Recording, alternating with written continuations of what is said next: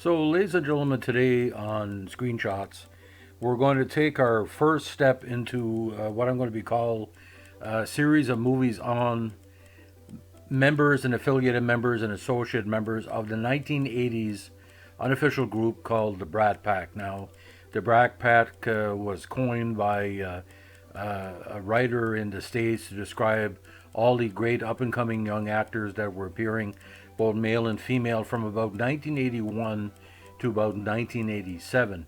Now, by association or direct Brat Pack, a lot of them appeared in a Francis Ford Coppola movie, a very popular movie actually called The Outsiders.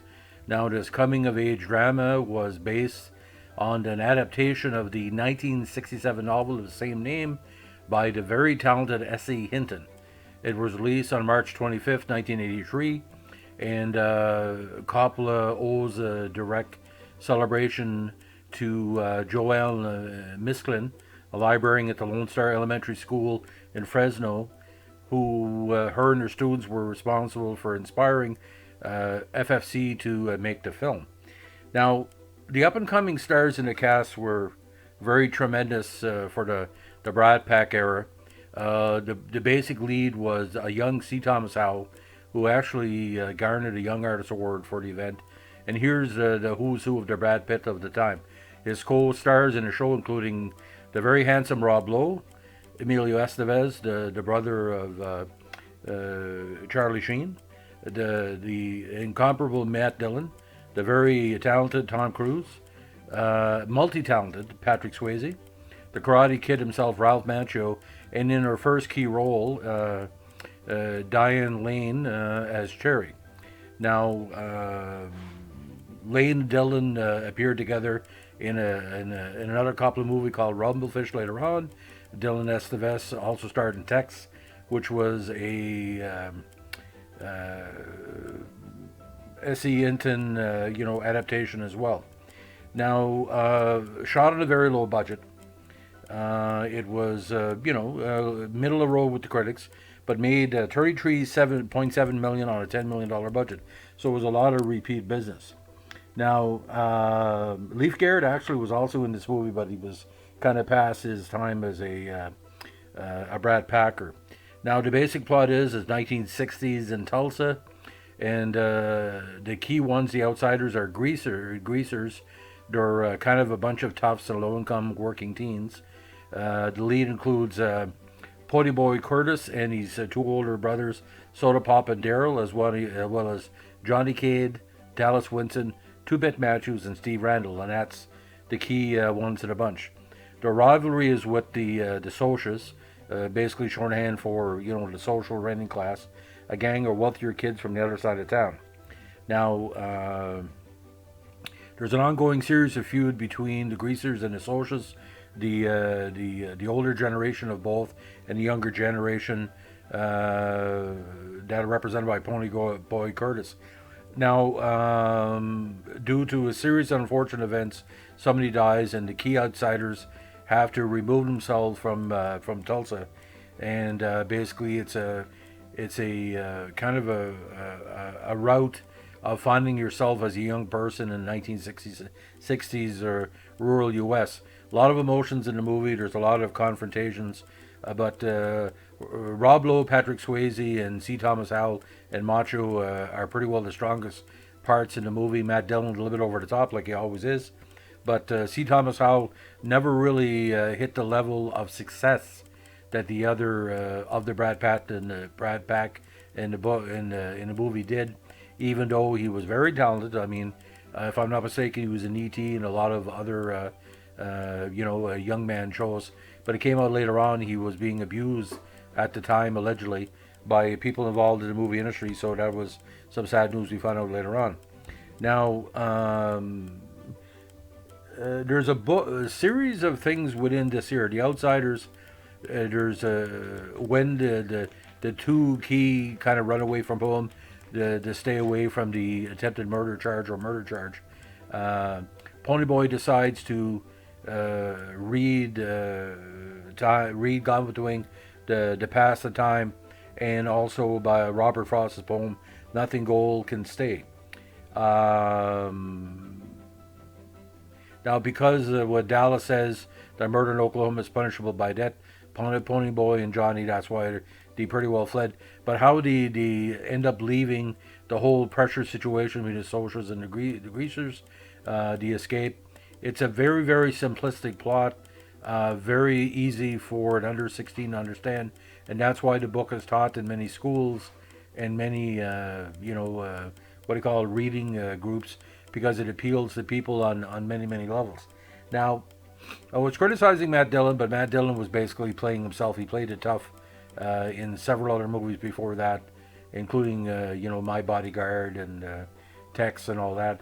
But as Macchio as the number two lead, that really steals a lot of scenes because you feel for the Macchio character.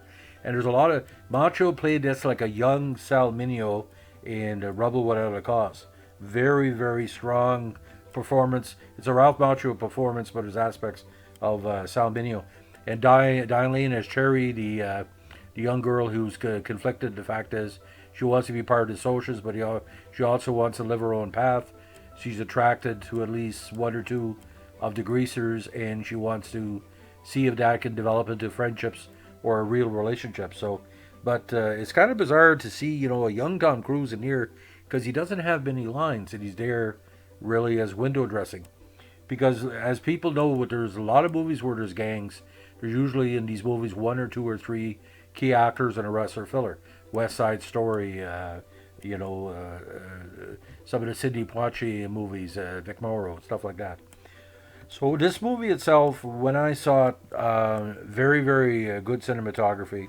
A quick 92 minutes. Like, this movie is extremely, extremely quick. And,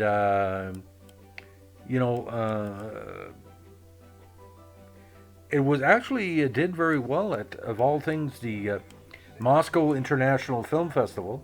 And it was nominated for that show's Golden Prize. So internationally, it was well respected, and I do know it's been translated in many, many languages over the years. Now, for anybody who's trying to find this on DVD, we must remind you this. In 2005, Coppola re-released the film on DVD. Now it included 22 minutes of additional footage and new music, and the scenes that were deleted that were put back in are more faithful in the book. Now it's more the beginning in the film where there's more battle about Pony Boy getting jumped, and and gives a little more background of the main characters by musical and deleted scene cues. Now the DVD has behind the scenes interviews with the cast and crew, and also a vintage Today segment from the '83 release.